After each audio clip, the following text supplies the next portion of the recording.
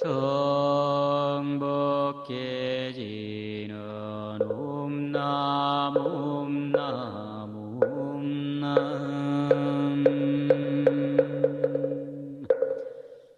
공양시방조사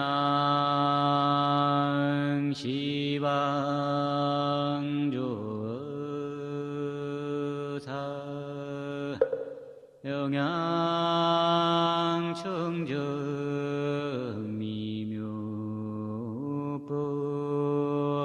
삼승사과 탈승 원수 애납수.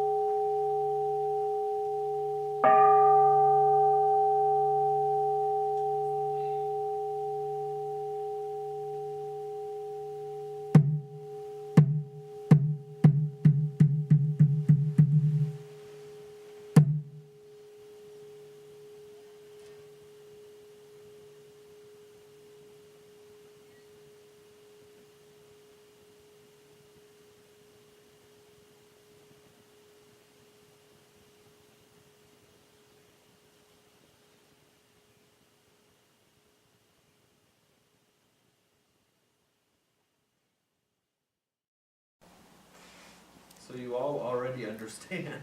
This is sort of a funny little audience. You know, I've got a pratyeka here, teacher, master, monk, you know, very bright upasaka, dharma holder, and somebody that's also very bright upasaka's head person here. So I don't know what I have to say. We had, right. I'm sorry that you come after me. So it all goes downhill. It's downhill from here. This is the beginning of the descent. So I think we had one question when we ever asked for them, and I think it was from you. And you asked about emptiness, right? You said maybe we could talk about emptiness.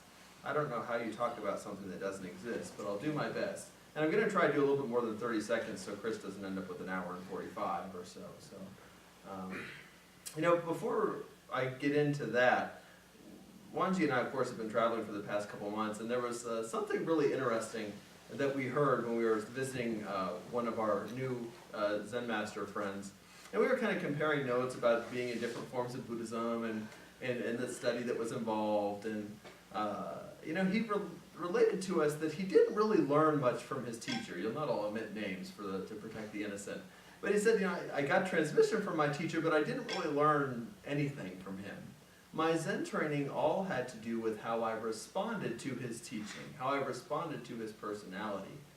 And that kind of has resonated with me a little bit since then, not about our teacher, but about the Zen process in general. Specifically, you know, being a teacher, when you start engaging kongans with students, and several of you had your first interviews, you know, this retreat, and you come into the interview room and you've got all of these really strong ideas, and you sit down and everybody's very serious, or at least sometimes we are, and do you have any questions?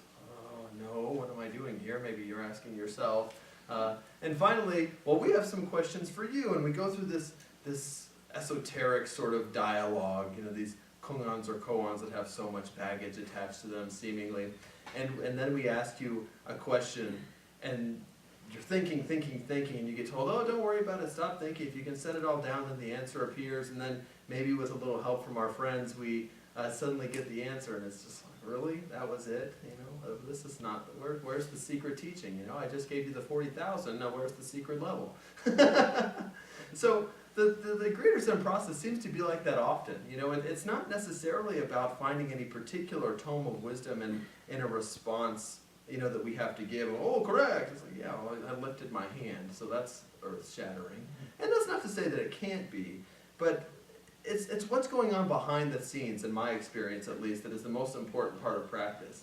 You know, I love to relate the story that the late Zen Master Wu Bong used to teach, you know, where he was sitting, giving a talk at a retreat, much like this one, though I imagine there were a couple more bodies in the audience that weren't Zen teachers. And so the student, they get done with their Kongan interviews, and the student looks at Zen Master Wu Bong, You know, it says, I have a question, and so it says, you know, Zen Master, I just really don't like Kongans, I don't get anything from them, I think it's a silly process, and I'm not going to do it anymore, so I just don't go to interviews. He goes, okay, no problem. Since you don't like Kongans, you must die. What do you mean I must die? He says, yes, since you do not understand your correct situation, your relationship, and your function, so clearly you're already dead, so you must die. So obviously everybody, the crickets are chirping, like, what the hell is this guy talking about? And so he moves into this other thing, you know, open mouth, already a mistake. Now we're trying to remedy the mistake that, you know, many people's minds have been set off ease. And so he relates that, you know, the Zen process is very, very simple. It's your daily life. Everything we do in retreat is a microcosm for the macrocosm that is our day-to-day activity. When, you know, we don't have such traditional form in this retreat, for instance, where you ring the bell and, you know, we're a little bit more relaxed, and I think that's a good thing ultimately. You know, but when you're sitting in the zendo and you're meditating and it's your turn to come up, you know, all you have to actually do is bow, stand up, proceed to the interview room, sit down. When you're asked a question, give an answer. When the bell is rung, stand up, bow, and go back to your seat. It's very simple. But all of this, you know, chatter that is going on in the back of our minds as we're just trying to do only that, that's where the work takes place. So it's really not about giving a good answer or a bad answer. It's not about impressing your teacher, or if you've been studying for a long time, depressing your teacher. It's just about responding to the function that is necessary in that situation as per your relationship role. And that applies to the teacher too, you know. I think Bonjok and I will have a shared experience today, and we sit down with people that have been practicing longer than I've been alive, and it's like, oh, I have something to share with you. It doesn't really matter what you say. It matters that you engage the process and only do it. And can you do that in spite of the rambling that's going on behind your eyes, seemingly? So it's not really about the form or the process itself, the outward process. It's about just doing it in spite of all the reservations that we have, if that makes some sort of sense. So that's something I've been thinking about a lot this retreat. But that's not emptiness yet. So how can we engage emptiness? The Sanskrit word is, of course, shunyata. The root word shunya means zero or nothing. You know, you go to Lama Surya Das's retreats, Sunyanandas, oh, hi, zero. It's quite encouraging for your practice. You know, I remember reading about this a lot, and it's funny as you work with it longer and longer and realize it's just a concept like any other, and yet we sort of, you know, put it up on a really high pedestal. We work within our Zen circle. You know, we have the brief overview where at zero we're completely diluted, and luckily most of the world isn't actually at zero. You know, at 0 degrees is, you know, when you want something you take it. When you know, are having some, you know, sexual thoughts, you take it. You know, many of these crimes are committed that way. But most of us live somewhere closer between 0 and 90, where there's some gap between, you know, instinct or want or desire mind and doing something. And so at that point, you know, we enter into Zen practice usually, and we try to even increase that gap so we can get out of reacting and learn how to respond to our situation. And of course, we talk about passing through the Zen circle, even though it doesn't necessarily go in stages, to get back to this 0 point that at that point has become 360. So indeed, when you're hungry, you can eat. When you're tired, you can sleep. When somebody needs help, only help them. But in the same vein as to how we engage the Kongan process or the Zen, you know, practice as a whole, you know, doing it in spite of whatever is going on in our minds, you know, we talk about there being sort of a pinnacle tipping point at 180 where we sort to realize the multiplicity of reality, how everything is exactly just as it is, and yet. In our tradition, we talk about not negating anything, bringing it into a wider and wider embrace, replacing our buts with ands. I think that's a very interesting teaching as it relates to emptiness. It's all-inclusive. In the Dzogchen tradition, they have what's called a Yidam deity, which is just sort of a Yabyum or a yin-yang representation. And it's got this primordial Buddha, Kuntuzangpo, who's sitting on a throne without all of these effects. You know, he's just a naked blue guy who's sitting there representing the sky. And so the sky is really an interesting point to start in talking about shunyata, I think. But I don't really want to get too deep there, but just as an introduction for maybe the one person that actually asked the question, so bear with me. Yeah, actually, I was a little bit of a Japanophile when I was younger. And so I had all these like Japanese pen pals, and we'd like do funny things like make, you know, I don't know, send cookies to each other. I got a box of cookies that had been in transit for a month one time. They were super pleasant, as you might imagine. You know, so I was also taking calligraphy lessons as it related to my martial arts because I was, you know, doing the whole, shebang, and so I was starting to recognize some of these characters. And so I realized them sort of in an isolated manner. But I remember distinctly when I got this box of cookies, there was a blue sticker on it that said par avion. You know, it's airmail.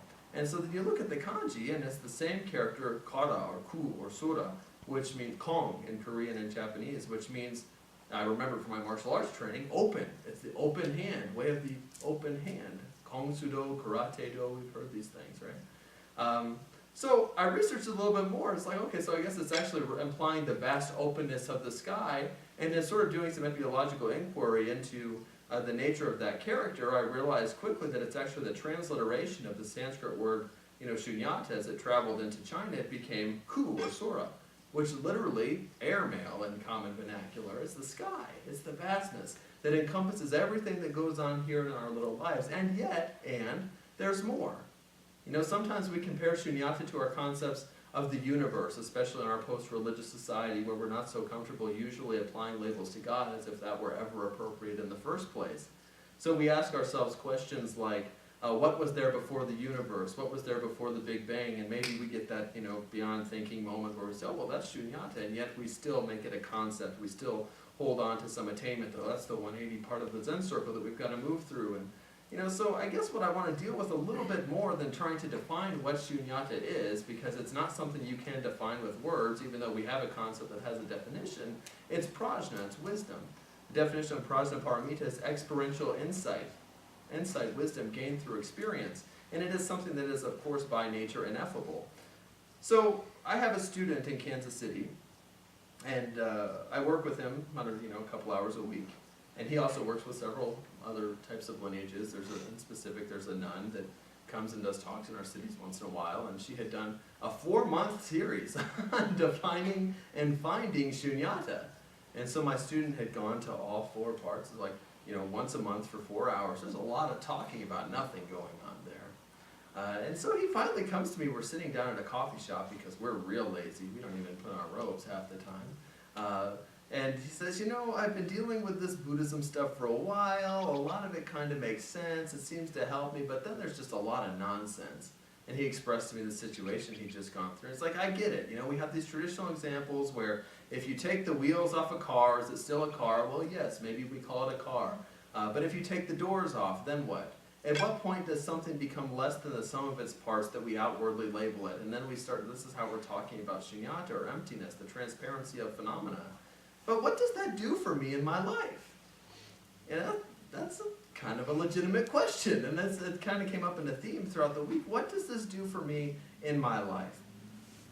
I think there's 2 main things that an experience of what we call the absolute or shunyata can kind of help us with.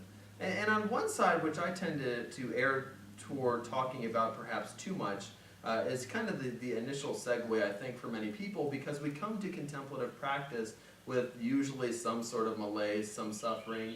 We're familiar with samsara or dukkha to a degree. We're all moving along in our lives for however long, and yet there's a creak in the wheel that just is getting on our nerves. You don't just say, shit, I think I'll do Buddhism. That seems like something fun to do with my life. Maybe some of us do, but that's not something I've encountered before, so raise your hand if I'm misspeaking. But we come to overcome something that we're constantly struggling with.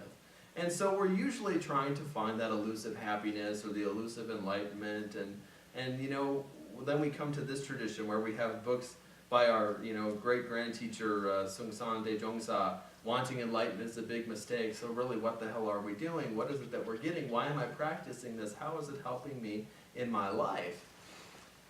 And sitting with that for a few moments, it's kind of interesting to pay attention, because this shunyata concept comes up again when we start talking about dichotomy or non-duality, as it is so often related in the Kongan process and in Buddhist philosophy. We talk about no good, no bad, not this, not that, but it's both this and that. And we find, if we pay close enough attention, that that's true. It's not really that much of an esoteric teaching. We can find the relativity with just philosophy, with intellectuals, and with jnana, knowledge, as it says it's related in Sanskrit. So that's just the whole Zen process is about paying attention. But as it relates to shunyata and this greater concept of bringing everything into an embrace, what we find if we pay close attention, we see them all as transparent, there's that word again, and we're able to understand that actually they are the same substance. That reality is cut from a common fabric, and the only thing doing the cutting is the scissors of our minds. We really like circles, and we don't like squares with all their pointed, jagged edges, right? So here I am dealing with my life. Buddha said in the first line of the Dhammapada, all things are created by mind and mind alone, and this all looks about the same to me, but I'll do this today and the circle tomorrow. And then we complain about it, without ever paying close enough attention to realize, one, that we're doing the cutting, and two, that it's the same damn thing. This is what Sunyanandas is talking about, but how does that affect you in your life? When you can, you realize, well, not good, not bad, so maybe there's no reason to live. Maybe I'm more depressed now. Even deeper existentialist malaise. Not necessarily the case. Because if we keep paying attention, try, or as the Master Wanji says, never give up, never surrender, that if there's, we talked about last night, poor Chongan got, put on the spot, as trying to stump the Zen teacher with, Calvinism and determinism and predestination, and we talked about, good situation is a bad situation, and bad situation is a good situation, but what does that practically look like? If things are actually the same substance, that means that if I enjoy anything in my life, all things are capable of being interacted with that same sense of appreciation or gratitude at least. Simultaneously, we realize that if anything in my life is not so good, I have the decision that I can make moment after moment after moment to make everything not so good. So we sometimes say, if you want something, you will get something. It may not be what you're looking for, but if you don't want anything, you get everything. You get the totality of this fabric that is our lives. And so we have a choice to make. In our tradition, we say, it's all good. I had a student come to me recently and tell me, I don't like that so much. I think that's nonsense. It's okay. So suffer, if that's what you want to do. And still, practically speaking, when we're in the midst of, maybe driving this car that we thought caught the building on fire a few moments ago, 28 hours home, is it a good situation or is it a bad situation? We cannot make anything, we get everything. That doesn't mean the car is going to function and everything's going to be dandy. Maybe it will, maybe it won't. But time persists, reality persists. We go on until we don't. So we constantly, with our engagement of reality, if we pay it close enough attention, have the decision to make to either edify bliss or the opposite. And I don't want to be too new agey here in saying that it's just that simple, even though it is, because we're not going there.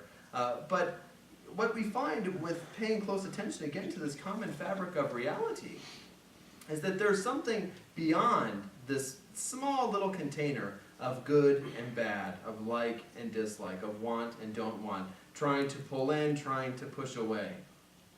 That this is all common to. And so again, if there's anything that we can appreciate about any situation, I really appreciated Chongan's example last night, talking about his relationship, and so when you're holding on to it at the time, maybe a lot of suffering, but if you can release it, suddenly the orientation can change, and you can appreciate what was, and even we stop trying to make a new reality, coulda, shoulda, woulda, that aren't Zen words, but we can begin to appreciate this sense of wonder, this sense of awe that is often connected with our don't know mind sort of attainment process. It's if you're a theist and you start to contemplate the origins of God, we sort of get that split moment where the mind is cut off, and then shunyata itself is not even an issue.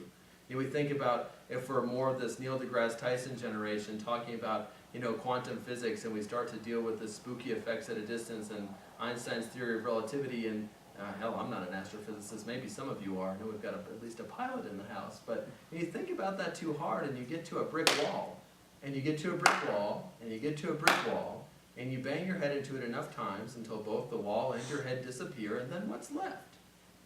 We're still sitting in this room, we're still talking to one another, and it's good enough.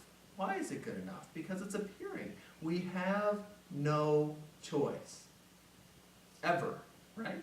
But suddenly when we can just accept that, see it as the reality that it is, we have this choice that we can make. Okay, so you don't want to see everything as entailing wonder. You don't want to see everything as entailing gratitude. You want something, you'll get that. But if you put it down, you can see that there's this transcendent thread of wonder, of bliss, that is this beyond thinking, that even in the midst of the trauma that we experience in our lives, that our mind is just reeling and we're putting out all of this suffering, we can find something beyond that place that realizes it's good enough. It's a complete and total acceptance. So shunyata, in a way, is not something outside of us. It's not something outside of this moment. It's another concept to describe a piece of reality, or rather the totality of reality, just as it is. So in a way, it's synonymous with this acceptance of reality. It's not something outside of ourselves. It's not some big bang that happens and suddenly, oh, I get it, everything is good. Now, that's another thing in Buddhist philosophy that's very basic that we sometimes avoid. I'm something of a Buddhist fundamentalist in so much as I stick to the fundamentals. You know, we so often deal with these concepts as if they're things that are, you know, that we have to add into the mix. But if we go back to our Four Noble Truths, you know, why do we know what dukkha exists? And then the second noble truth is very important because it gives us the reasons why we suffer in our lives, and again, why we're sitting here at this retreat. And we end up dealing with these concepts like pratitya samutpad, interdependent origination, and we end up dealing with these concepts, you know, like shunyata and mahamudra and all of these things that Nagarjuna codified that Buddha didn't really touch. And I think that's actually kind of a liberating point of practice if you can stick to the fundamentals and find meaning in it, because then you don't get so hung up on these concepts that have evolved. You know, if they're helpful to you, then yeah, good, utilize them and live to them. But if not, you know, go back to the fundamentals, stick with that for a moment, just being present, just being aware, because that's what it always comes back to. You know, I actually had another point that I digress from, so I don't know if anybody has any comments they want to add, or questions or concerns about the facilitator's mental health. I'm not the facilitator. Is there anything else at all that anybody would like to talk about or deal with? Conversation? Jim Guy, So, do you get that question a lot from students before? what The student? Shunyata, like any students, just a Shunyata question? Not from you. Am I a lot? Yeah, I don't think it's so necessary, you know, to deal with outside of the realm of the interview room. You know, people carry it too much. You know, they're always looking for something. It's like, no, it's just right there. These are all descriptor words for reality just as it is. Our minds, you know, being dichotomous tools that they are, like to separate, divide, and sever, and put into this box and put into that box, and again, make the squares and the circles. But, you know, I personally don't press it too much, but occasionally it comes up. Yeah. I would say I find, you know, the people I talk to, there's a lot of attachment to that word emptiness, you Yeah. know, and of course, you know, we'll often talk about the fact that, you know, the translation of emptiness also can be very limiting in the English language, because when people think of empty, they think of nothing. Right. And so we'll talk about it as being expansiveness rather than just emptiness as well. But, you know, that along with the first noble truth of there is dissatisfactoriness, people say, oh, there's suffering. And so I hear a lot of people saying, well, you know, Buddhism is such a pessimistic religion and philosophy where, you know, your whole life is just full of suffering and there's nothing. And then you die. And then you die, yeah. Right. Right, you know, and so, you know, so I've had that Well, that's kind what, of question a but see, lot. that's what John Paul wrote in his book, the Pope John Paul. The Right, second or the Of first? course, yeah. exactly. Second, Yeah. yeah, he wrote that Buddhism is a cult Yeah. of suffering and emptiness. Well, and he's not the only one, there's been more after him too. Well, but the Pope said. Right. That's for sure. But so I get that kind of question a lot in terms of like, well, then, you know, what do you do then? And so, you know, I'll talk a lot about, you know, the kind of misunderstanding of what that term suffering is and what the emptiness means in terms of not being nihilism, but rather being, you know, that letting go process of, you know, fixating on one concept and being more open to the expansive nature of what our life is right now. And that's why we have 10 teachers and 5 mountain, and none of them teach the same way. And that's a wonderful thing, you know, because, you know, I often need to hear what he has to say, you know, because I can get verbose too, but, you know, Then we get together and it's ultimately- real verbose. but yeah, you are, but in a different way. And, you know, basically, it is all bullshit, you know, and for us to give it rise and you know, again, it's not being nihilistic, it's the, it's the tail side of the head, right? So, at some point, we have to focus on just practice. Yeah. And, we have a university. So, both are true. And, we often walk that fine line.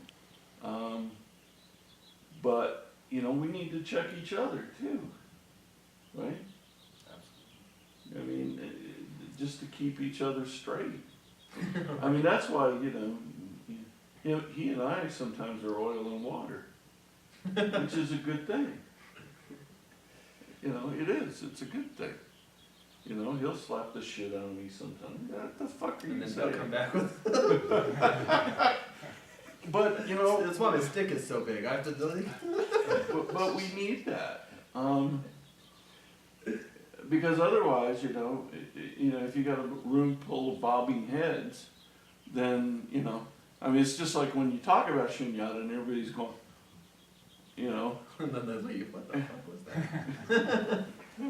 So, you're right. I mean, I have a tendency, I have my whole spiel, you have yours on shunyata, and he's developing a different one.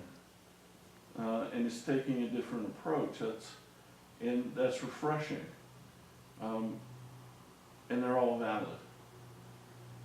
Right, as I'm listening to you speak, you mentioned prajna, wisdom, and Yeah. thinking of the prajna paramita sutras. There's a lot of, here it's this. No, it's not. It's this over here. Oh, so I get it. No, it's actually that one that we talked about before. But when you go back to that, no, it's neither one. Right, and so the manifestation of this teaching comes up in all these different ways, and it's this, and it's none of them. And all of them. Yeah. Yeah, that's a sometimes That's people emptiness. come with that. Oh, it's a cult of nihilism, sure. And you have to realize that your life has no meaning to have any freedom whatsoever, which still sounds peculiar to people. It's like, okay, if we're going to do that, you have to realize that it comes with a co-emergent point. That's the nature of shunyata. If you say this, you automatically create that. So don't say anything, and then we won't have any problems. Anybody else want to contribute to the conversation? I don't have much else to say. I was just thinking about, like the game telephone, by the time it gets around the room, it's people just repeating other people's words and there's no digestion. So I remember looking at the original, sutra on the Four Noble Truths, and, I remember it as a list, not getting what you want is suffering, getting what you don't want is suffering, dying is suffering. So to make it easier in some of the chanting, this character meaning all that big list in the original sutra is suffering, Right. but then people interpret it as everything is always suffering. But it can also be good to unhook the idea that got to find great pleasure, that's what life's all about, just to say, well, we start, here we are, and this is the way it is. But, to Venerable Wangji's point, what's great is to have the experience of all this stuff in the moment, and then we can find the words to kind of help other people instead of just repeating. Well, that's why I like this. I'm a big fan of using that word moksha, or liberation, rather than enlightenment or bodhi, because I think it implies that you can go anywhere with no hindrance, which is actually, I think really important to a bodhisattva's life, because to use that, traditional allegorical implement that we sometimes have, where we built a canoe or a raft or a kayak or a barge or whatever, and we go and we're in suffering and we enter the stream of practice, and then we get to the other side, and of course we discard the boat and go on. Well, not really. The bodhisattva has the liberated ability, the choice to turn back around and re-enter that suffering world. So yes, the world can be all suffering. It can be pretty hairy and bad, and still, if we're liberated, making the conscious decision to do that, there's always a caveat that it's still okay. Nobody tells, I have one student that talks to me about this all the time that's got, like a chronic, pain illness or several, And you know, she wanted to slap me upside the head the first couple interviews we had because we were discussing these points. She's like, you know, what does your young ass have to say about, you know, pain is not suffering necessarily? And you know, she's worked through that now and got it. You know, but it's like, it's not that it goes away, it's a reorientation. And so the concept of shunyata is realizing that it's all in this embrace. You know, it's like, yes, all the bad shit that we, you know, so-called term that, and all of the good shit that we want to term that, and yet it's all just this one common fabric of reality that we're stewarding through our practice. So relatively, when we open our mouth, as the Tao Te Ching says, is translated by Stephen Mitchell, naming is the origin of all particular things. And if we're truly liberated people, then bad situation is no problem. And maybe it is a bad situation. Maybe it's not so good. We have this relative philosophy. And still, it goes on. It's okay. We have the freedom to go there and not make anything extra. And I think we missed that a lot, and students get frustrated because we were just dealing with this again last week. It's like, so I'm not supposed to call any of this bad? I never said that. I'm reminded of your story, son. I never say that. You misunderstand me. And it's like, of course, you know, this is, if you have this rash of child abductions and sex, that's bad. It's not good. That gives us a basis for bodhisattva activity. If everything is just, you know, blankness, and you know, well, then it's all okay. Can't do anything about it, you know. This is the whole basis for us being able to be working in the Dharma and alleviating suffering is through the recognition that, yes, it exists. Yes, bad situation is there. And you can reorient yourself so it's not so bad. I think that's the important point. Instead of negating it all the time. I know we're always trying to create like a platform. You know, sometimes you use the example of when you're in New York City in the midst of all the traffic and the people walking, it's just a total mess. And Zach's going to get to see that firsthand very soon. And yet if you go, you know, 10 stories up and you look down, you start to see the kind of patterns that, you know, emerge because you have a different viewpoint. And I think that, you know, especially, you know, in my Dharma teaching experience, it's important to make sure that whilst we provide that segue, whilst we provide that platform, we don't turn off the rest of reality. You know, it's set it aside for a moment. It doesn't mean you don't resume it, but set it aside for a moment and then see what's left. Reorient yourself. So anyway, I think I'm done. Wonderful, thank you. Thank you all.